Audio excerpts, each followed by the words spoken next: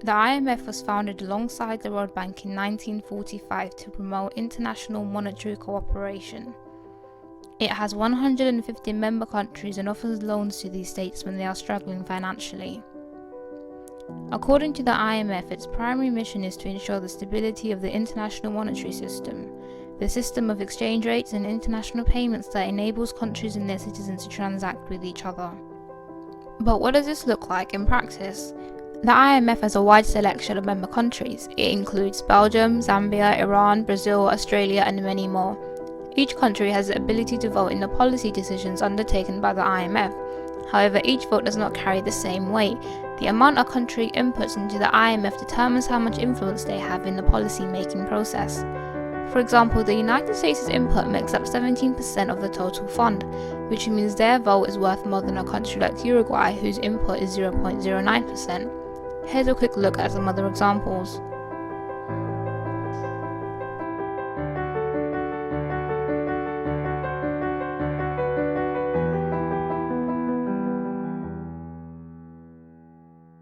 The global north more or less make up the majority of votes and can influence the direction of the IMF. So what does this mean for everyone else?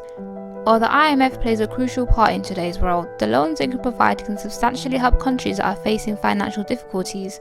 This is especially relevant as the ongoing pandemic has caused all countries to experience some sort of financial strain.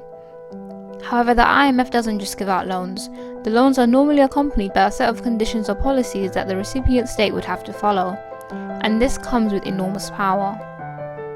For example, Greece have struggled to stabilize their economy since the financial crisis of 2008.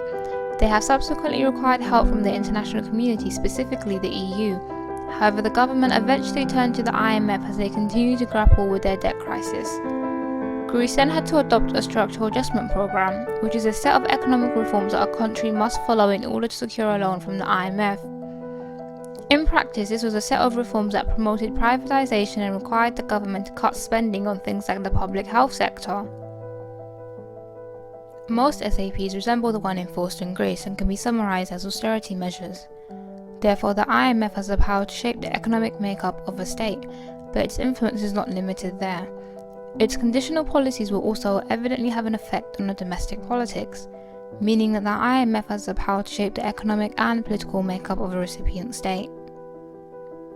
The gravity of its influence has caused the IMF to face lots of criticism. However, without an alternative during times of financial struggle, many states will continue to depend on the IMF for economic assistance.